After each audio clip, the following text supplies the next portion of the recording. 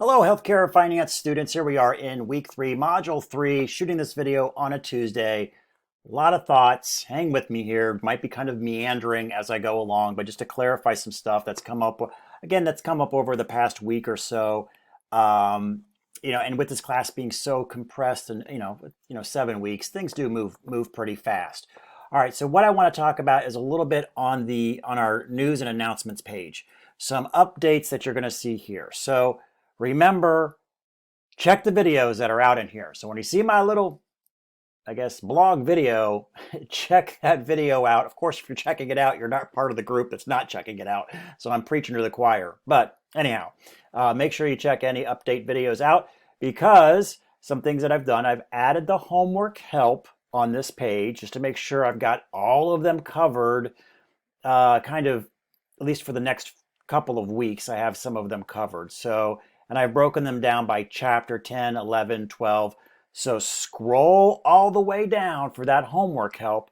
Got some pretty positive feedback that you guys like it.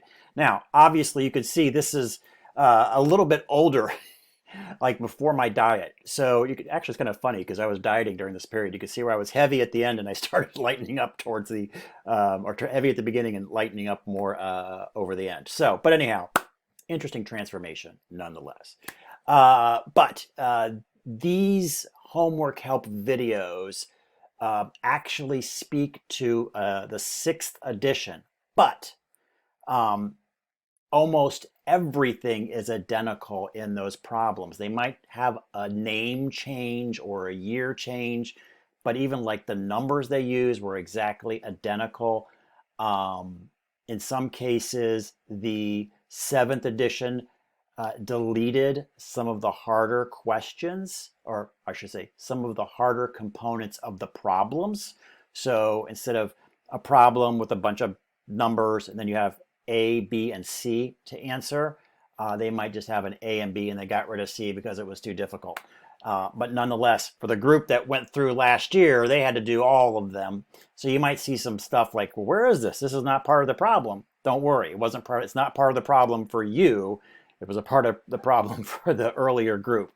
Nevertheless, though, they should match very, very good. It shouldn't be that hard to figure out. And of course, you can scroll through the videos and find the spots where I talk about certain parts of that particular problem. All right, so we've got the homework helps down in here.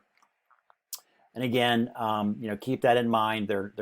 They should help you, but may not be exactly like with some of the words in there, especially the names of the companies they sort of changed.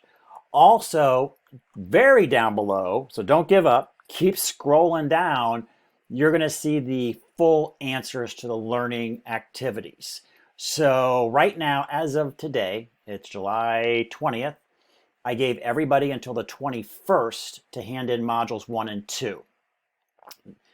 I felt pretty safe. There was a huge chunk, most of you, everybody's pretty much got module 1 in. Module 2 is not in yet. I will release that particular answer page, if you will, later on this week. So, but super impressed with the module work I'm seeing, especially for 2. I love that problem about what is the riskiest of the stocks. You guys are doing a real good job with that one. So, excellent job with the learning activities. All right, so that kind of covers what we're doing with this page. Weekly updates, homework help, and the answers to your learning activities. Another thing, well, let's just jump into what we're doing this week, and then I'm going to talk about a couple of other things. So just please bear with me here. I'm going to remove my picture altogether to get into the modules.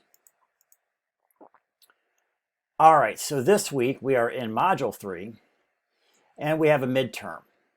So what I'm going to do is I'm going to provide you a preview of the midterm. Yep, that's right. You're going to get a preview of the first 10 questions of the midterm. So please hold tight. For those of you that watch the video all the way to the end, I will just randomly preview the first 10 questions of that midterm so you get a flavor of what that looks like. Okay? But this week we have our learning activity, and again, we're not going to have um, the topic essay because you guys have a midterm this week, and I know that's a lot. So you have your learning activity and your midterm. Now, let me go back to just learning activities and our learning activities and kind of the topic essays. So I'm seeing a little, especially in the topic essays, I'm seeing some variety showing up in there that, some of you may receive some points off. You're like, well, why did I receive points off? So I want to show you, well, first of all, I'll show you a couple of examples so if I picked an example and it wasn't your example, because there were some awesome works. I just found like the first one that looked awesome and just went from there. So I'm going to show you a couple of what I would say would be good, solid work, okay, on these learning activities and topic essays, so you guys can emulate that. But in general, the topic essays need to be about 1.5 to 2 pages. No reason to do 3. I've seen them up to 5. If you want to go crazy on it, that's absolutely fine and up to you. But there's no more points I'm going to give you than 50. So, that 1.5 to 2 page is the perfect sweet spot for you. If you're just giving me 2 sentences on some of those prompts, you're going to get some points off. So let me show you. Here's a topic essay, kind of what it should look like. Again, this was on the CAPM. Nice, paragraphs, citations. There's nothing here that's making me dig into this. I'm looking at it, reading, yep, they're covering all the basics. They got some citations in here, nice paragraphs. They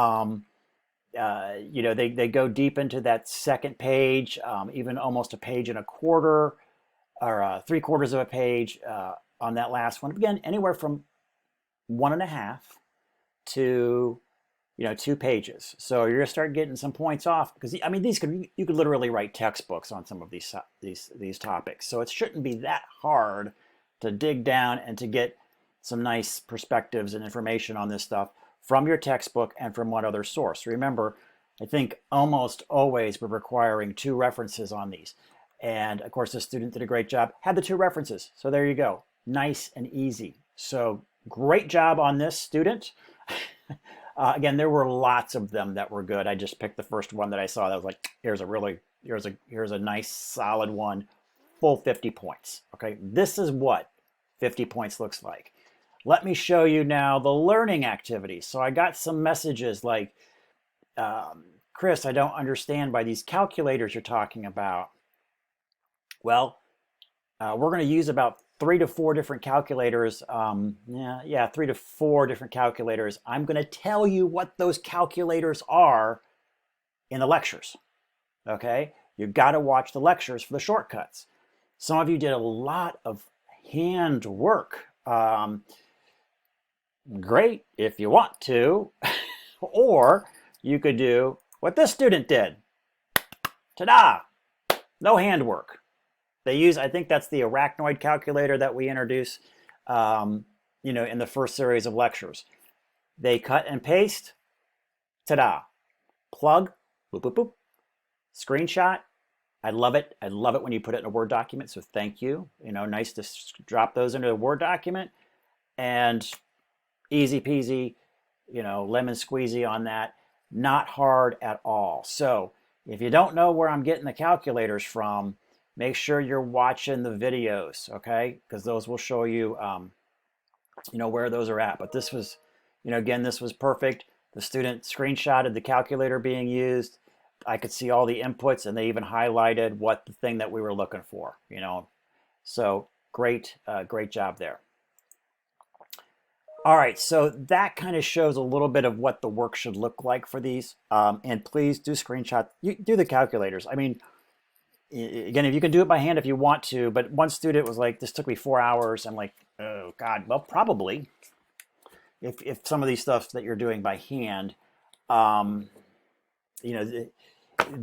calculators just, I think they do help. Now, in some instances, the math is kind of, just multiplying a series of things together, and it's not too necessarily difficult. So there's no calculator that I can point you to. But again, if we're using a calculator, it's going to be in the lecture. I'm going to highlight it. I'm going to show you where the website's at in those lectures. Use those. A lot of times the problem that I'll highlight within the lecture will be directly related to the learning activity problem that we'll have. Okay, different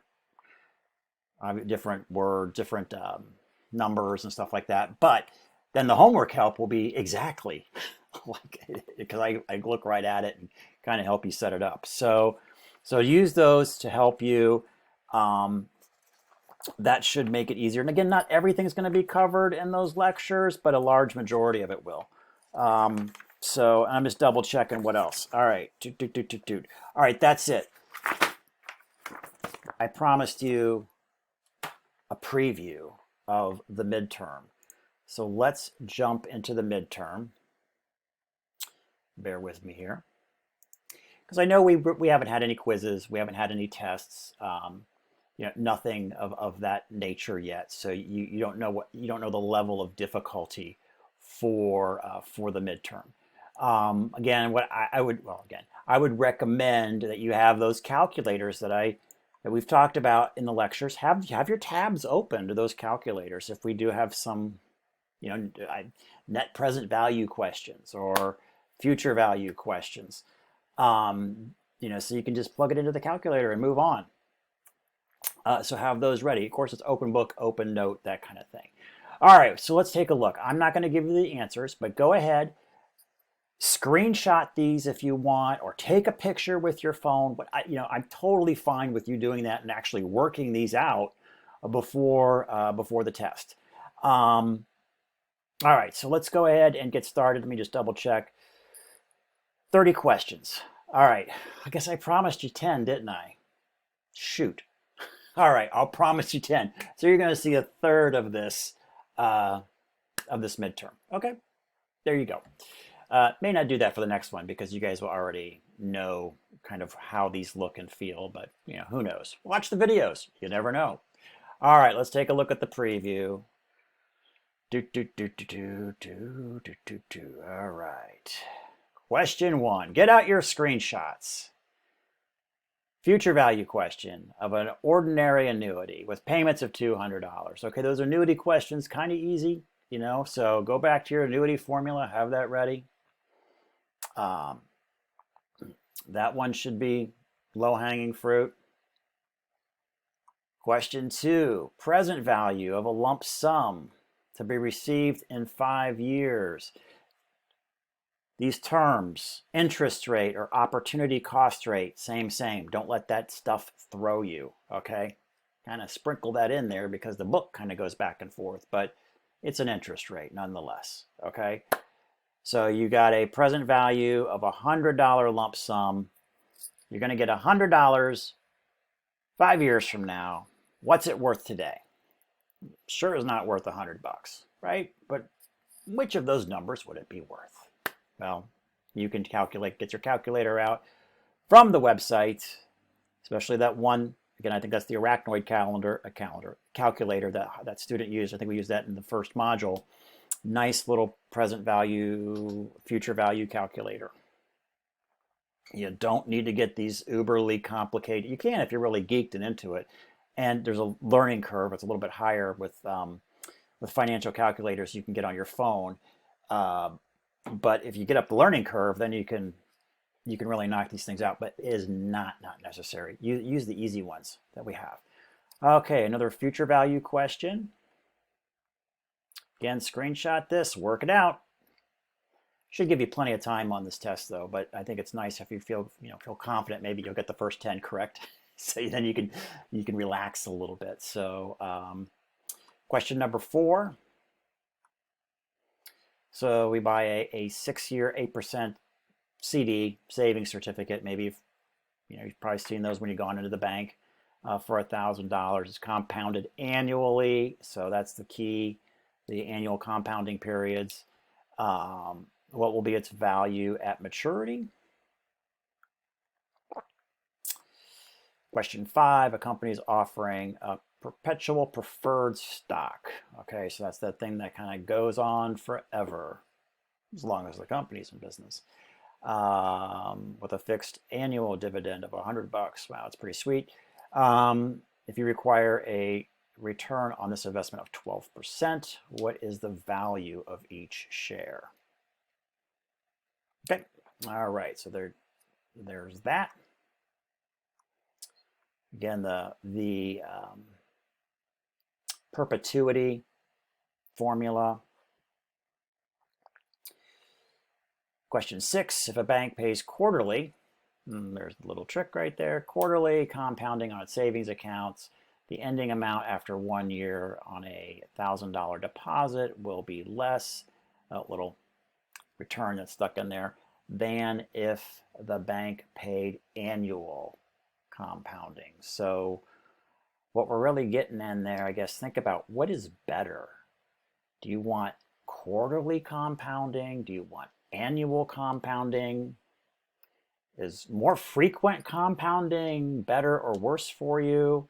As far as you maximizing value, getting the greatest either of future value, on something.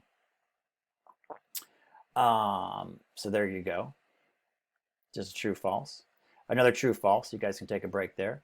The present value of a future lump sum decreases as either the discount rate or the number of compounding periods per year increases. So we get two things, okay? As either the discount rate, okay, or the number of compounding periods per year decreases. The present value of a future lump sum, present value, okay, let's say the future value is $1,000, whatever, in 5 years. How is that? We know that the present value, that the today value of something, okay, is going to be small because the time value of money. The present value of something is going to be a smaller number today than it would be in the future. So again, fundamentally, I guess someone is calling me. That's my son. All right, there we go. So just kind of get that around your head and think about that one. Okay, it's kind of a concept question. And there we go again. Okay. So number 8, as a discount rate applied to a lump sum future value increases the present value. Okay, as the discount rate applied to a lump sum future value increases the present value. So again, just understanding how these two work together. Okay, number 9, future lump sum. There you go. Kind of hitting this pretty hard on that. And number 10, we do have, I think, a couple of these in here where it's just going to be a short answer. Okay, so what is the opportunity cost rate? So there you go, guys. Hopefully you screenshotted all of that and have all that. So you can work on it if you like. You can have those answers already ready to go for you when you start the midterm. Okay, that is it for this week. I know we once again ran pretty long. Double checking. There's your first 10 of the midterm this week. Other than that, I think things are going pretty good. Again, for those of you that got some points off on the learning activity, or if you found the learning activity too difficult, use calculators when we have them, my recommendation. If you did get points off on the learning activity because you just showed me numbers, you didn't show me how you got them, you're going to get points off there. Got to show your work. Showing your work is simply screenshotting that calculator when we have those, just like that one student did. Great job there. And on the topic essay, make sure you got that sweet spot, anything over 1.5 pages of good content and your 2 references and decent APA. I'm not looking to go into APA, but if I don't see any citations necessarily in there and I don't see a reference page that's halfway decent in there, points are going to come off. So there you go. All right, guys, everybody have a great week, and I will talk to you next week.